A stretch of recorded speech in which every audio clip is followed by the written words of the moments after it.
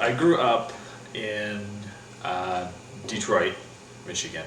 I was born in Detroit, in Hutzel Hospital, which I still believe is there. It might be called something else, might be under a different name. It would be part of the Detroit Medical Center, I can't remember. But I was born there May 30th, 1972. I just turned 39 yesterday. And I grew up in Detroit in what is now considered one of the most dangerous neighborhoods of Detroit. And I left there when my parents moved in 1979 in the fall of that year. I was 7. We moved mainly because we had some incidents of break-ins while we were in the house, and I was the only hearing person of the house, and being the 7-year-old of deaf parents, when someone is at your door trying to break in is a little bit scary. So after that happening, my parents decided it was time to move because our safety wasn't necessarily secure, I guess. But yeah, those first 7 years, I have great memories of living in Detroit. Those first 7 years, wow, a lot of memories. I remember Star Wars vividly. I remember pretending to be Han Solo, running up and down the driveway with my rifle.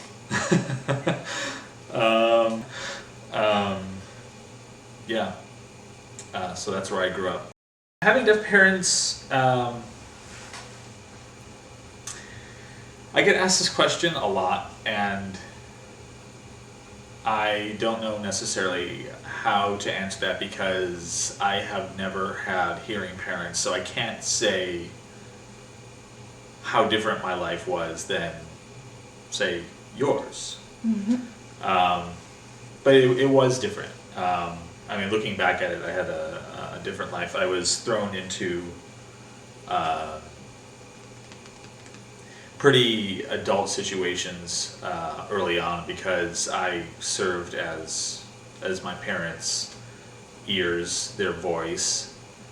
Some of my earliest recollections of having to interpret for my mom and dad, I went with them to Kentucky Fried Chicken, and had to order. And I was probably, I lived in the Detroit house at that point, so I was no older than 7. The memory is probably of about maybe being 4 or 5 years old. And I had to, at that point, they had a special called the Colonel Special, but I didn't know the word Colonel looking at it, Colonel. To me, I thought that was colonial. So I ordered the Colonial Special. But they got it right each time. They knew what I was talking about. But I had speech problems early on because listening to Grandma and Grandpa who didn't speak, like everybody else. I had to get a much more firm grip on language very early. I was under the impression that I was the lone hearing person. I signed to everybody for the first few years. I didn't understand. I couldn't comprehend that the world was actually different than Grandma and Grandpa. I thought the entire world was deaf because Grandma and Grandpa were deaf.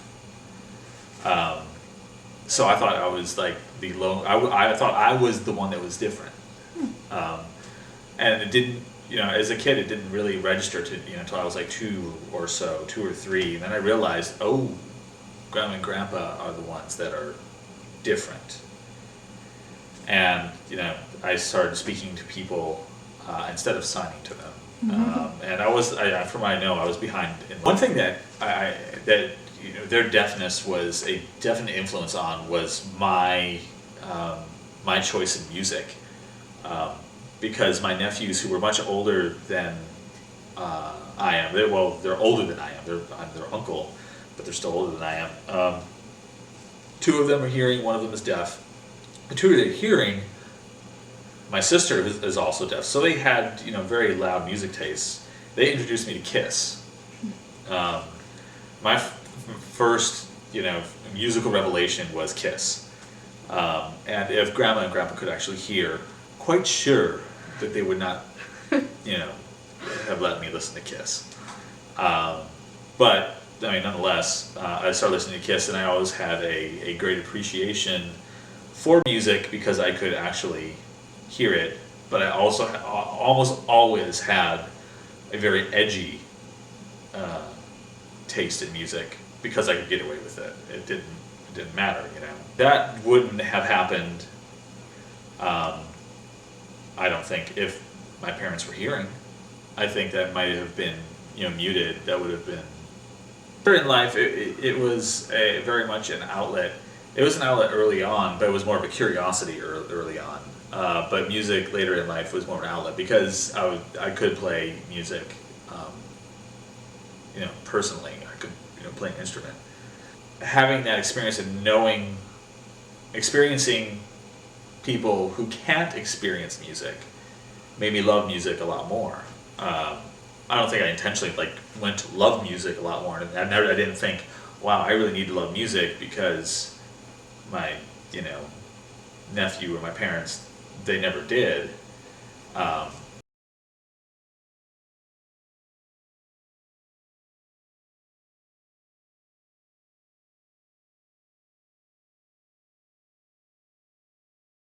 In June of 1991, went into basic training and went through tech school that fall, and graduated there in December. In January of 92, I went to my first duty station, which was Lodge's air station, or Lodge's field in Azores, Portugal.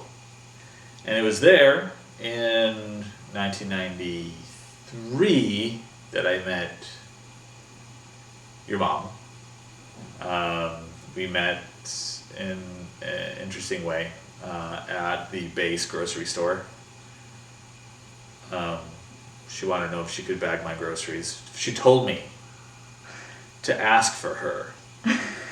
She walked up to me and she noticed me because I was wearing a helmet shirt. The band helmet. I was wearing this shirt, and she, Mom.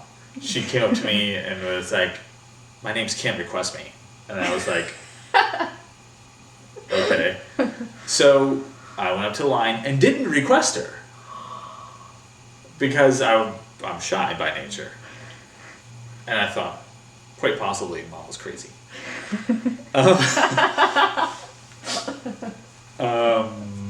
So this guy started bagging my food, and she came in, kicked him out, and bagged my stuff. So we talked, and she had a Soundgarden shirt on.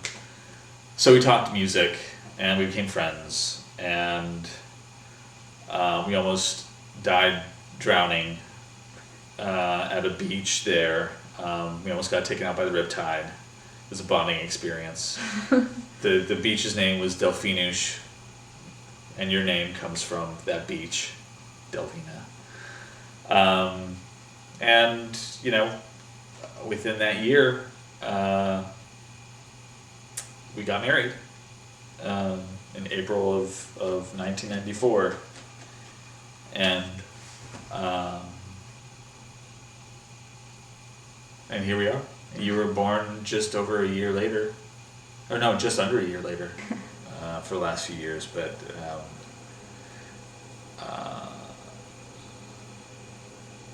there are drawbacks to that, but some benefits. Beyond you guys, at one point my music was very important to me, but that can only hold so much as long as you're stationary. You can't really keep up a band if you move every couple of years. Um, Hero was born in November 12th of 2002. Um, that came about actually as one of these. I really didn't want to have another kid after you, honestly, because when you were born, I was working at the Pentagon when I was still in the Air Force, waking up very early in the morning to get to work and going to bed very late at night because you were being a baby, you know. So your sleep was at best erratic, you know. So my sleep at best was erratic. So once you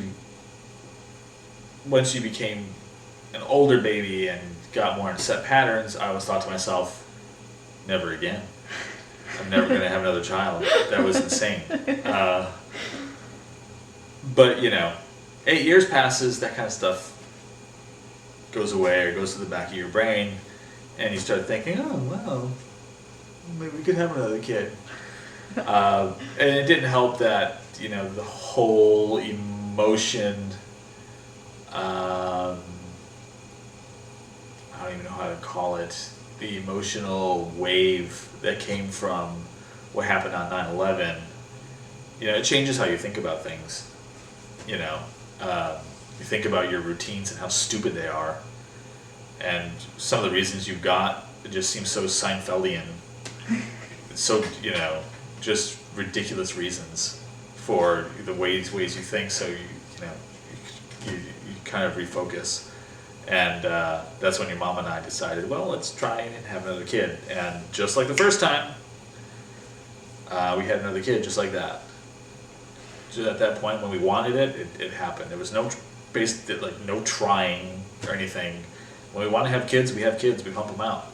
So Hero was born in November of 2002. Ever since moving back here, and we moved back here in 2008. One of the big things I've realized in moving down here and then gathering this new group of friends that we really haven't seen any sort of likeness like this group of friends since we lived in Detroit. You know what I mean? Like a diverse group of people that we know, sort of just from Cafe Umbria and other people, but also work, relations from there. But a lot of it comes from our visits to Cafe Umbria, which are we do a lot. Personally, that's about it.